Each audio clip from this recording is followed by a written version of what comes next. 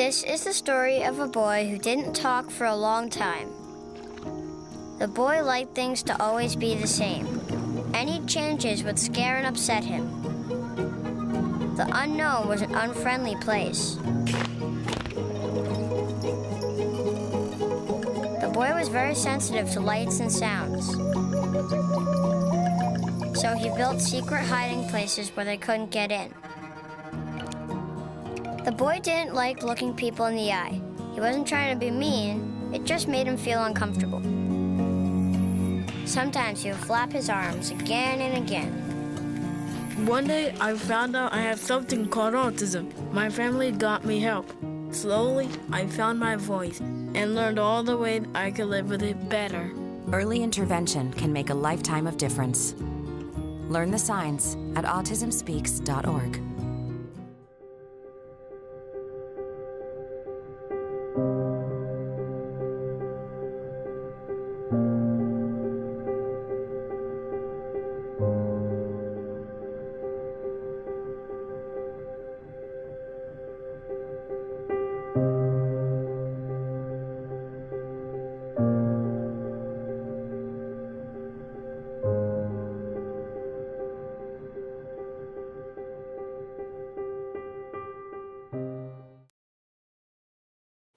How have you adjusted your classroom to fit the needs of your student with autism?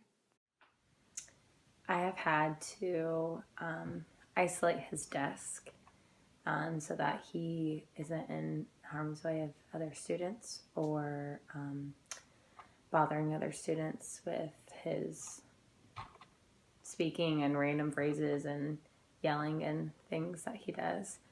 I've also had to isolate other items in my classroom to make sure that if he ever gets angry, he doesn't take them and throw them across the room like he has.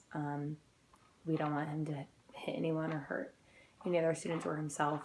So I can't have things in a station box. He's taking them and throwing them before. I can't have scissors in them and pencils or anything so that he doesn't hit any other students with them.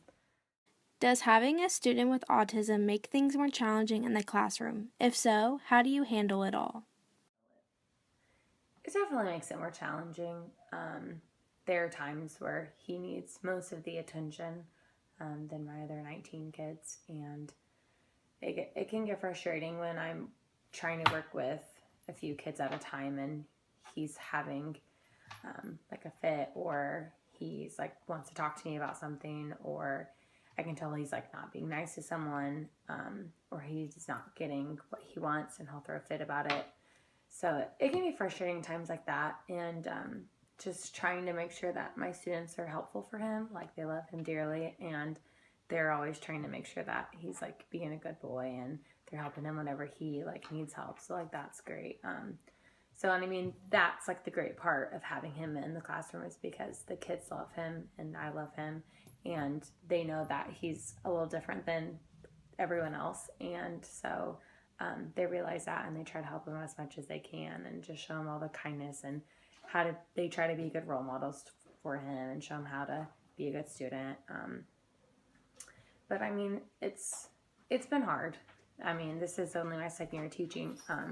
I didn't have anyone with an IEP in my classroom last year, so this is my first time. So I'm kind of learning, and I've had a lot of help throughout the way. So, what advice do you have for future teachers who might have a student with autism? Make sure that you have a schedule for them, and you're not really going to know exactly what they enjoy or like before they come into your classroom. So you kind of have to get to know them at first. I know all things that he loves, all the movies and TV shows and characters that he loves. Really incorporate that, and just trying to make sure that your students understand where the student with autism is coming from and how they might be different in the classroom and in the school setting. And just making sure that you're very understanding about their situation. They don't understand why they're different. They don't understand why we do things the way that we do and they do things the way that they do. They think that they're right and that we're wrong. But just be very patient and kind, and get all the help that you can, because you can't do it by yourself.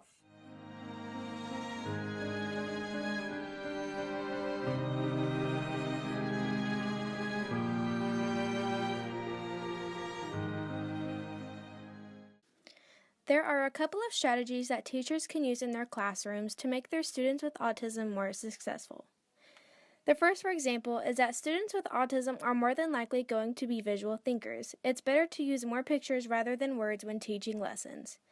Secondly, find something that the student enjoys and try to relate lessons to that subject. For example, if the student likes trains, try and include trains in your lessons to get them more motivated. Many students with autism struggle with handwriting and may get frustrated. Let them type on the computer to make things easier for them. Lastly, some students with autism are bothered by visual distractions, so place their desks near the window to get them away from the distractions on the walls.